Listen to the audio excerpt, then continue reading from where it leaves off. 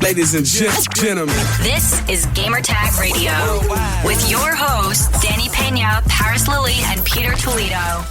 All right, so first, introduce yourself, and we'll go from there. So, Sam, you want to go first?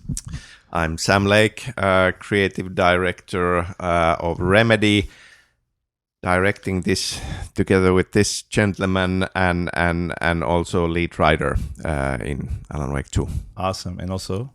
Yeah, I'm Kyle Rowley, game director, and co-directing this with the legendary Sam Lake. Yes. Hey, let me tell you, I've been waiting for part 2 for, it's been 13 years, right? Over 13 years? So I have also. Yes, I know, right? Yeah. It's been I played all of your games, even from the original Max Payne, but I have a lot of questions about Alan Wake, especially Alex Casey, but we'll talk about that later in a few. All right, so tell us a little bit about the game Alan Wake 2, how this one's going to be different than the first game, and we'll go from there. Yeah, Alan Wake 2 is a sequel, but how we are approaching it is that we really felt it was important that it's very much approachable for gamers who have not played the original Alan Wake. It's been a while since that game was came out. We have changed the game genre. Even if the original game obviously had a lot of horror elements to it and a horror story, it was still an action adventure game, and this one is a survival horror game when it comes to gameplay mechanics in it. It's Remedy's most ambitious, biggest game so far. So when you guys, because I saw the presentation, when you guys say the most ambitious, the size of the game, is it like the choices that you make? Like, what is it exactly? Because it seems like it's really big, especially the different paths where you could go in the game too.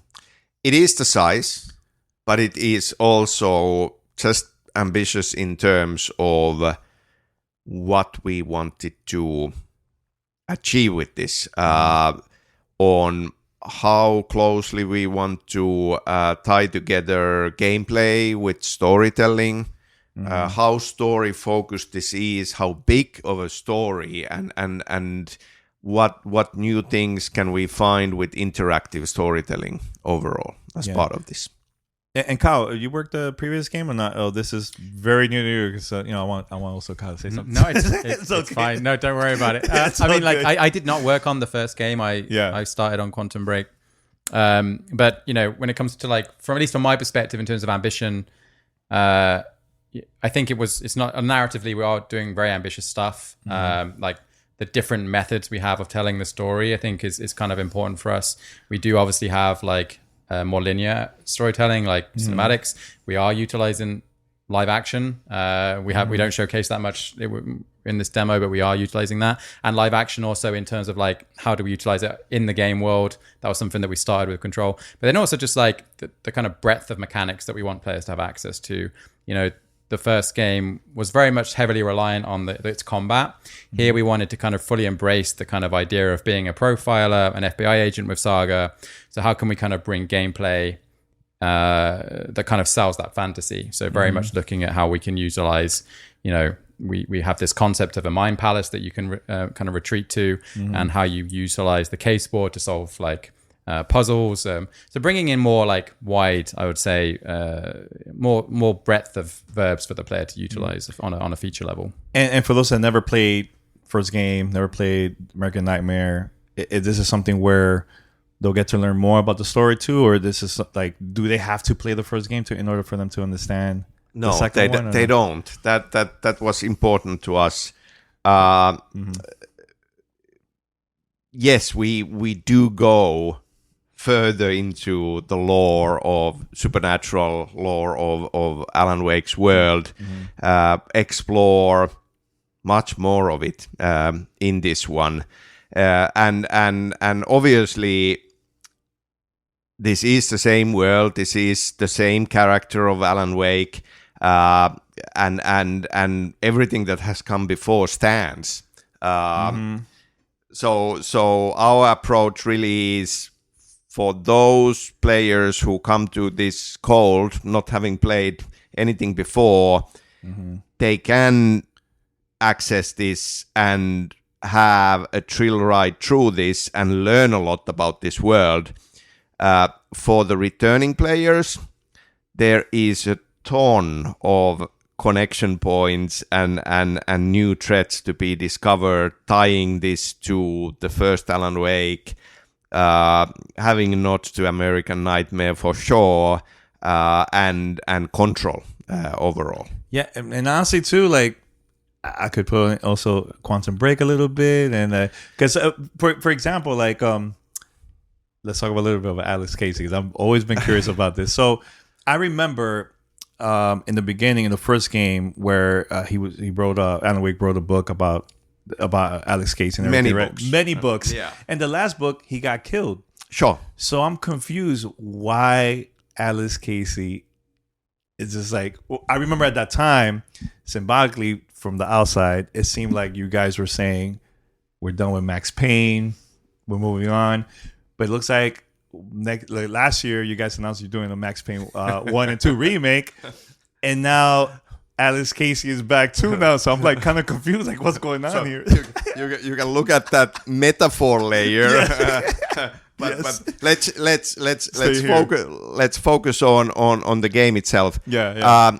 So the idea of having FBI come in and investigate these ritualistic killings, and the idea that we want two playable characters, 2 points of view into this psychological horror where things are kind of like put to question, like what is true, what is fiction, is reality changing in some ways, like all of these questions. It helps us a lot for storytelling to have 2 point of views into these events. Yeah. And that brings us to our FBI agent Saga Anderson coming in to investigate this. Now, if you take the pop culture approach, an FBI agent always has a partner.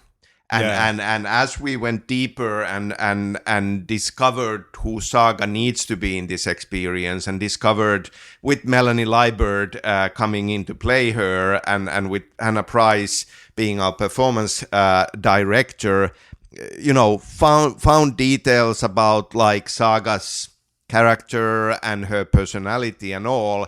We needed a partner for her that kind of is contrasting her in some ways to create this like nice feeling of tension and banter between the characters. Sure. And more this kind of a grumpy guy started to feel like, well, that's the right approach. So FBI agent Alex Casey was born out of these ideas, and yeah, one question definitely to be asked is what is going on. So Alan Wake used to write about this detective called Alex Casey, a fictional character, obviously. And now we have FBI agent Alex Casey, who is clearly a real person here, coming to investigate these crimes in the Pacific Northwest.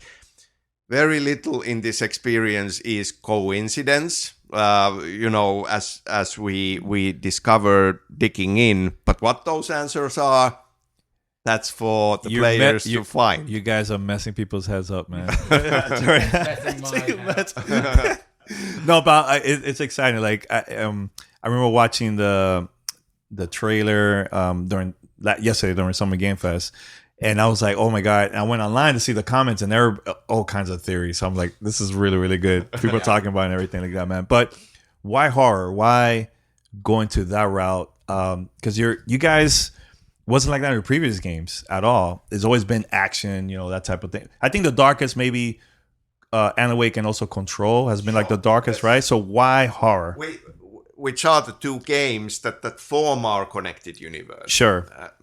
Definitely. Yeah. No, things aren't as coincidence. I think when we think back to like Alan Wake 1, right? If we think back to Alan Wake 1, one of the things that when we were looking back and trying to come up with the concept for the sequel, and we've had many different concepts in the past, but when we were doing this new concept, like one of the things which we were thinking is like, okay, we created a kind of a horror story with action gameplay, and we felt that like we couldn't really make a cohesive package there as well as we wanted to. It kind of like the action gameplay was kind of pushing back against the kind of story we wanted to tell. So when we were doing the sequel, we really thought that like, okay, you know, what kind of gameplay would suit this kind of more horror experience? And obviously, and we've said this before, like, okay, obviously a survival horror game. Why did we not think of this before? It's like such a like light switch moment for us. And then we started diving into it. You know, like we can the gameplay's a lot slower. We can focus more on like environmental storytelling. We can focus more on character building. We can kind of get closer to the characters and how they're feeling, because you know the experience is not built up just of combat. It's also exploration and puzzles and kind of getting into the character's mindset. So I think that's kind of from our perspective why it made total sense to kind of shift the genre over. It just kind of like they just work much better together as a cohesive whole. Yeah, I know you guys mentioned that you could switch characters, right? So for me, huge fan. So I'm wondering, is it important for me to switch? Should I start with just one character? Let's say a character that I know a lot, Alan Wake. Should I start with him? Is there going to be moments where, let's say there's one part of the game that Alan Wake is in a different location. If I switch, is Saga's going to be at that moment during that? Is it something like that similar? Yeah, this whole structure of the game that where we wanted to try something new with storytelling is very much at the heart of the structure of the game, and sure. We start the experience playing Saga. That's how we come into this world, and which means that in some ways we are. For players who have played Alan Wake 1, they're returning to a familiar location, but there is 13 years in between, so things have changed. There are new things to discover. You don't know everything about what's going on, and Saga doesn't know. And for players who are newcomers to Remedy universe, because Saga doesn't know anything about the supernatural things she will learn, the player will be learning with her. We go in as Saga, and once we have played a couple of missions, then there comes a time in the experience where we will open it up to include Alan Wake's side to this story. He's in the dark place. And once that introduction is done, then the player in certain locations is free to switch between them. Switch to play Alan Wake in the Dark Place or switch to play Saga in the Pacific Northwest. And there is no wrong or right way to play from that point on. If you want, you can keep on playing as Alan Wake through the Dark Place experience almost to the end. Or you can keep on playing as Saga almost to the end. Or you can keep on switching at every opportunity you get between them to proceed both sides of both story threads of this experience. And the story has been structured and built in a way where these two threads are very connected. There is a lot of echoes between them, foreshadowing, visions between them. They are trying to communicate with each other between the worlds. And depending on which side of any given moment you play first, you have a slightly different point of view into what is going on and how this is shaping up. And that is the experience. Yeah, I know you mentioned you worked on Quantum Break and the first Alan Wake. I remember those games were more episodic kind of entertainment experience, right? It's not like that for this one at all, right?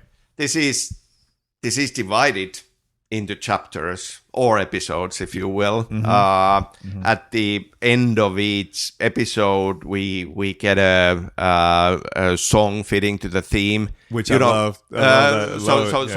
So definitely on that level, callbacks to the first game. But because of the hub-like structure, where and we are never taking you out of the world. and you are free to explore beyond the critical path.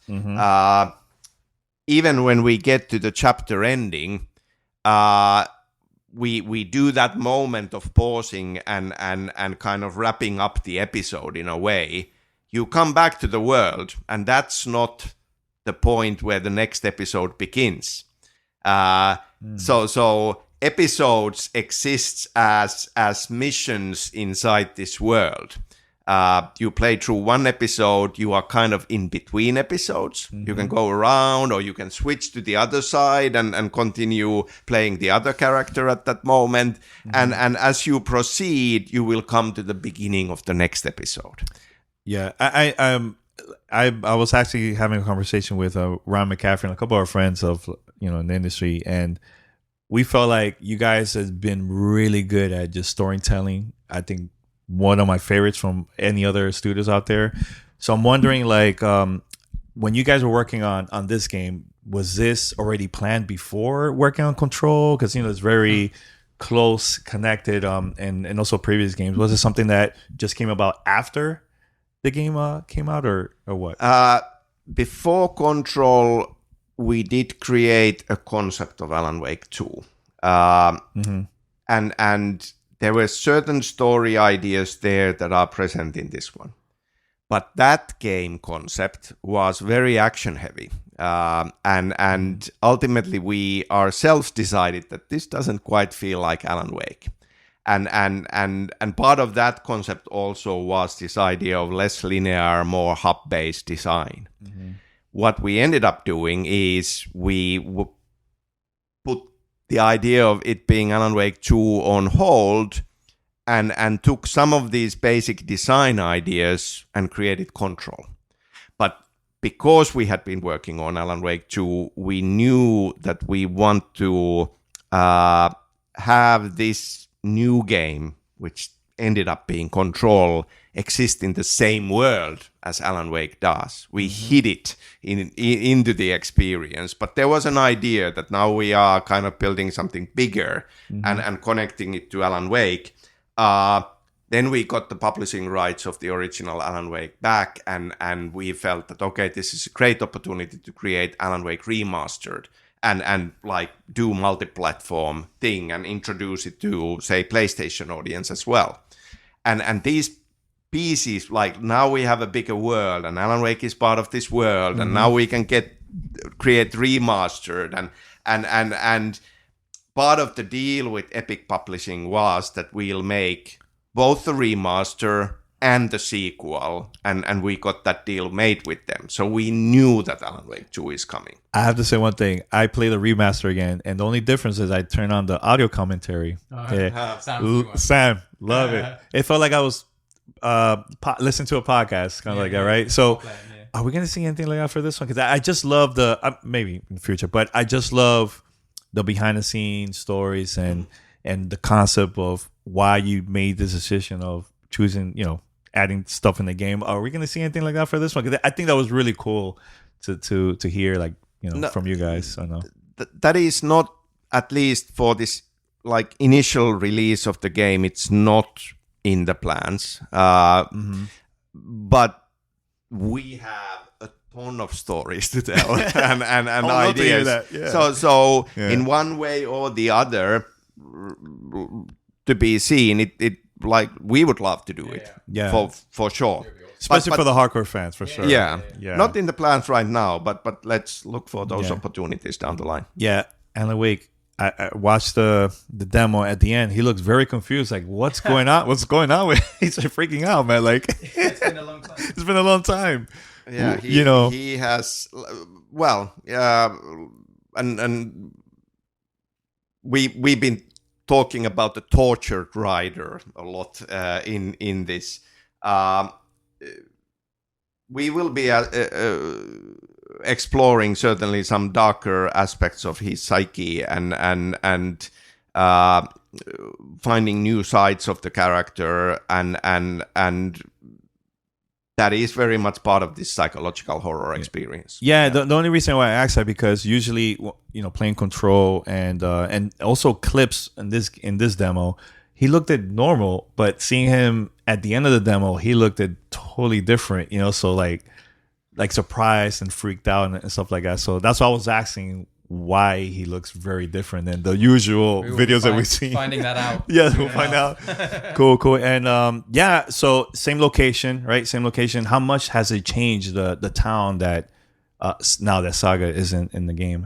How much that has changed since the first game? It's been 13 years since the first one, so it's a small, like, quirky American town, so it's not like got a lot of industry, but it has there's some changes in there that we brought in from the first game. Where Saga and Casey actually end up setting their field office, which is kind of like where they kind of do their work, set in a new location. But we'll be revisiting a lot of existing locations from the first game. I think that nostalgia factor is kind of cool. Like, I think people will appreciate that, seeing it in new technology, on new hardware. So things have definitely changed a little bit, but I don't think we kind of wanted to kind of reinvent the town. We kind of wanted it to feel like you're going back to Bright Falls. And we've got new locations that kind of sit alongside that to give you that new flavor. So as Sam has talked about, we've got a new hub called Watery, which is completely new. And even though we are going back to Cauldron Lake, it feels very different than it did in the first game, in the sense that, like, it's not like we took Cauldron Lake from Alan Wake 1 and just completely rebuilt it. We're exploring new areas of that same space, so it still will feel fresh for players to kind of explore, but familiar at the same time. It's also a map too, because if it's so big, do have we have like inside the kind of mine place, we have, on addition to the case board, the profiling station, we do have the physical maps that you can kind of collect, and then they get added to her mine place. We also find manuscript pages that will go there, and collectibles, and then you can upgrade your weapons there. So many different things. Can I also do that with Alan Wake, or only with Saga, with like if I find like different hints and stuff? Well, we'll be showing more of the Alan Wake experience later on. Sorry. But like, I think it's important to note that we're trying to create one game here, not like two separate games. Yeah. And so making sure the controls feel familiar to the player, so when they're switching characters, is important. Concepts are kind of the same, but context is slightly different. But we have lots of that stuff to show. One of my last questions too. I noticed Deerfest. I know that's also from the first game. This is a Sam question. So Sam, how important is that? Because I remember the first game, Deerfest was happening too, and now 13 years later, I mean, it's an annual thing, right? It is. They are very proud of their Deerfest. Very proud. Yes. So now, why again? Like, every time there's like a Deerfest, there's something going on in the town, man. Something weird. Especially now with the kind of modern technology and how much further we can push the visuals. Sure.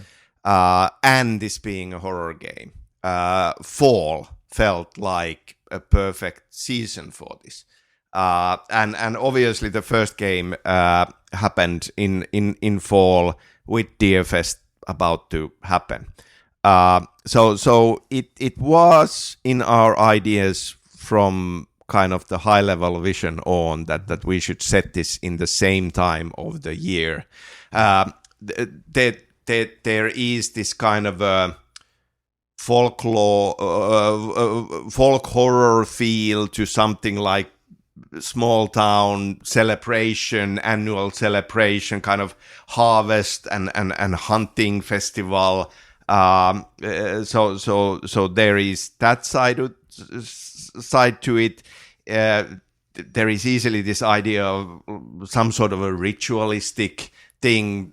A lot of examples in horror overall. So it becomes this. It's a week away, and as we go towards it, it seems to have different meanings, and it feels like we are going towards some sort of a horrifying climax in a way. That felt like a fitting element to it, for sure. Yeah. And how does it feel? Last question. How does it feel like, 13 years later, now we have Alan Wake 2, man, from the team, man? It's been a long time since the first game, man. It's been very challenging, like these big projects always are, especially us starting with COVID and everything hitting, which made it all the more harder. But at the same time, it has been really exciting and thrilling, and there's been this kind of burn almost, like how far can we go? What can we do that we have never done before? And how can we push ourselves to be really creative and do crazy things with this? I feel more than ever before, really. So yeah. I'm honestly, and I'll let you talk to, but for me as a fan, like I can't wait to try different ways, play with Saga and play with Alan, maybe Twitch both. Just maybe I'll get different experience from that too. From that, so that part I'm very excited. I think that from when I worked on Quantum Break, I was lead designer of Quantum Break, but I worked on Crossfire for a bit, but then I actually left Remedy, and I went to work on some other stuff. And it was actually like, I remember when I was thinking about, we were talking about coming back, and I spoke with Sam, and he's like, we're going to do Alan Wake 2. Are you in? And I was like, hell yeah, I'm in. Let's go. Yes. I didn't even know. We didn't even talk really much about what it was about. I'm like, I'm going. Let's sign the contract. Let's go. That's so, cool. I think that like, it's just it's a great time to make this type of game. I think that there's an appetite for this type of game. I think that we have a very unique take on the genre. And I think that, I'm just very excited to see how people perceive it. And like, it's been we fester on ideas and concepts for a long time, but I think it's proof is in the pudding when we get it out there and people react. So. And it's great time for horror. It has been for a while now. Like horror is more popular and more mainstream than ever before. They're like in different mediums. There is wonderful horror and a big audience for it. Yeah, well, I just want to say thank you for the opportunity. Huge fan, and I can't wait to play the final game. And October. Oh, you wish. I wish it was September. October 17th, right? Yes. October 17th. For all consoles and PC. And PC, Epic Games Store. Epic Games Store. There you go. All right. Thank you so much. Thank you. Yeah. Thank you. Yep.